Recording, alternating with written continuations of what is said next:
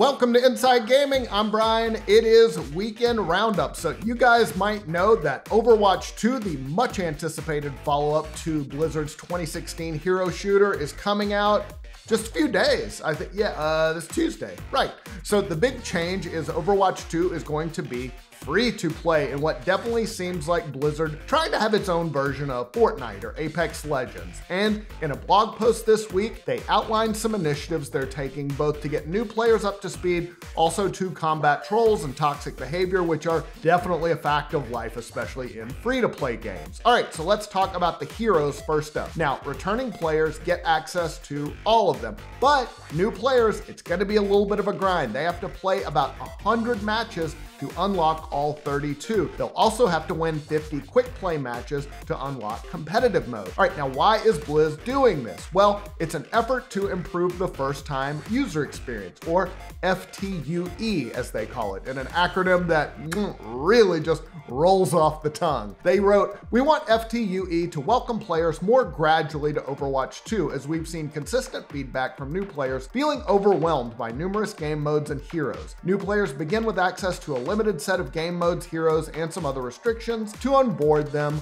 more gradually." Now, in-game chat, other game modes unlock. Blizzard says they unlock quickly in the early stages of onboarding. Sounds like they're training you for a new job. Blizz wrote that this focused experience eases new players into the world of Overwatch by teaching them about different modes, rules, and other high-level aspects of the game in an approachable way. Now, you might remember there was already controversy about Overwatch 2. It is free to play, but of course there's a battle pass, and the first new hero, Kiriko, was behind level 55 of the battle pass. So you gotta wonder if people are gonna like this grinding process for new players to unlock all the heroes. Kotaku published an opinion piece saying that the game, quote, is sounding more and more like a free-to-play nightmare. But I looked over on the Overwatch subreddit, which you'd assume is mostly returning players. The response was more positive. User The Iron Pilled One wrote, "We asked for people to be able to learn the game better before playing competitive. I'd say this is a hopeful attempt at a decent compromise between our wants and Blizzard's model to keep new players interested, yet not overwhelmed." User Such T0352 did the math and wrote, 100 games for 32 heroes, that's roughly a new hero to try out every 3 matches. That sounds like a good way to keep players in that just one more game mindset. Meanwhile, Blizzard said to cut down on cheating and disruptive players, they're also requiring everyone to have a phone number attached to their Battle.net account in order to launch the game. You can only use it on one account, and certain numbers like prepaid and VoIP won't work. Blizzard wrote, "This additional layer of security is an industry-proven solution in combating both cheating and disruptive behavior, further protecting your Overwatch 2 experience from bad actors." But there has been a lot of backlash to this. Lots of people do not want to give Blizzard their number, so we will see how this affects them. But yeah, there's been a huge backlash online to this. The rollout is in a few days. Hopefully the servers hold up. Oh, and keep in mind, the original Overwatch will shut down October 3rd. That's just a couple days from now at noon Eastern time here in the US. So the OG Overwatch will be gone forever. Oh, and you know how I said at the top of the show that this game is kind of their answer to Fortnite? Well, Overwatch VP John Spector kind of really underscored that. He praised the collaborations that Fortnite recently did with shows like Naruto and said, "I don't even play Fortnite, but that's awesome." As we look at the Overwatch 2 space, those are things that we're interested in exploring. If and when we do that, one of our key values is to do it in a way that feels like a great fit for the Overwatch franchise. So there you go. It'll be interesting to see what happens. All right, we'll get to the rest of the stories in just a second, but first, guys, let's cue some spooky music right now. Yeah, Michael Myers sure is scary, but the last thing you need to be is hairy. Not scary. You don't want to be hairy this Halloween. Get it? Luckily, our friends at Manscaped launched their 4th generation performance package to make sure your pumpkins get the ultimate carving experience on this spooky day. Turn your bite-sized treat into a king-sized candy. Oh, I get it there. It makes certain things look bigger. And join the 6 million men worldwide who trust Manscaped by going to manscaped.com for 20% off plus free shipping with the code Roundup. Make the right call this spooky season. It's trick or trim. Boy, that's some great copy, guys. But yeah, like trimming your balls, it can be scary, right? Like there might be a nick, and you do not want to nick yourself down there. So it's always a terrifying experience. Not with Manscaped though, because they've got the Performance Package 4.0. You will find the holy grail of men's grooming items. Of course, I'm talking about the Lawnmower 4.0. Their finely tuned pube products feature a cutting-edge ceramic blade to reduce grooming accidents thanks to their advanced skin-safe technology. It is the greatest ball trimmer on the planet. I've used it. It does work, and it's waterproof. You're not gonna worry about nicking yourself. Just get all smooth and clean down there. Trust me, that is what you want. Guys, here's what you gotta do. Get 20% off plus free shipping with the code Roundup at manscaped.com. That's 20% off plus free shipping with the code Roundup at manscaped.com. Say trick or treat to your beautiful new Halloweeny with Manscaped. All right, on to the rest of the stories. Remember that big Grand Theft Auto 6 leak that happened it was like 5 minutes ago. It just happened. Well, a 17-year-old suspect has been charged in connection with the case where more than 90 videos and screens leaked in connection with the game, caused a huge firestorm. Journalist Matthew Keys tweeted that the 17-year-old from the UK had been arrested in Oxfordshire for the cyber attack on Rockstar. He added that the same teen had also been arrested earlier this year for hacking Microsoft and Nvidia, and that he is affiliated with a group called Lapsus. Then City of London police basically confirmed it, tweeted a day later they had arrested a 17-year-old in Oxfordshire on September 22nd on suspicion of hacking. He's been charged with 2 counts of breach of bail conditions and 2 counts of computer misuse. The teen is known only as AK since he's a minor, also believed to be behind attack on Uber, where he allegedly obtained a contractor's username and password to gain access to some services that were used by the ride-sharing company. Now, Rockstar also acknowledged the leak in a statement. They said an unauthorized third party illegally accessed and downloaded confidential information from our systems, including early development footage for the next Grand Theft Auto. They added, at this time, we do not anticipate any disruption to our live game services, nor any long-term effect on the development of our ongoing projects. They said that our work on the next Grand Theft Auto game will continue as planned. All right, guys, Skull and Bones, I know you're not gonna believe this. It got delayed again. Yes, the much delayed, is this like the 5th time? I don't even know. The much delayed pirate game from Ubisoft was delayed. It was supposed to come out this November, that's the next month, but it is going to release March 9th of next year. So not a huge delay. In a statement, they said, while the game development is finished at this stage, the extra time will be used to further polish and balance the experience using players' feedback from our technical tests and insider program, which happened over the past 2 weeks. They added, this is the right decision for both our players and for the long-term success of the game, as March 9th, 2023 provides for a suitable release window for this very unique new brand. There's going to be an open beta ahead of the launch next year, but you know what? Then again, don't get your hopes up on March 9th. Just don't get your hopes up. I don't want to see you hurt again, guys. I'm looking out for you. It looks like EA wants to get in on the monster hunting genre. They recently unveiled a trailer for Wild Hearts, an action RPG from the Dynasty Wars developer Omega Force. They're calling it, quote, the first AAA hunting experience for a new generation. And yeah, it is skipping the last gen. It's coming to PC, PS5, and Xbox Series X and S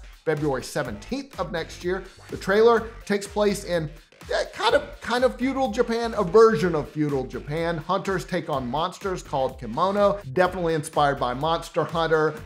It's got co-op, it'll support crossplay on all platforms, and we're going to get a deeper look at the gameplay later this week on October 5th. It looks good. I'm cautiously optimistic, emphasis on the caution. Cyberpunk 2077 had a legendarily bad launch when it released in 2020. Wow, that was like almost 2 years ago, but it recently hit a major milestone. CD Projekt Red tweeted the game recently passed 20 million copies sold, tweeting over 20 million cyberpunks have been roaming the streets of Night City, partying with Jackie and getting to know Johnny, driving around with Panam and diving with Judy, hanging out with River and listening to Carrie's songs. Thank you, and we hope to see you all in the afterlife. Now you might remember in April it hit 18 million sold, so in the last 5 months they sold another 2 million copies.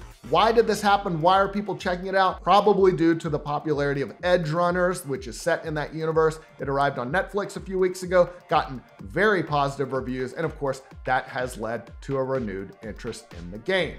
All right, time for a 5-second review.